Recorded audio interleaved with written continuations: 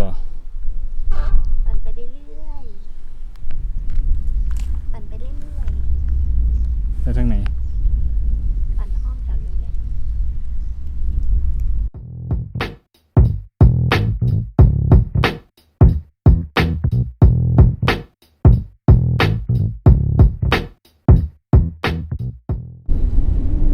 ลมแรงเลย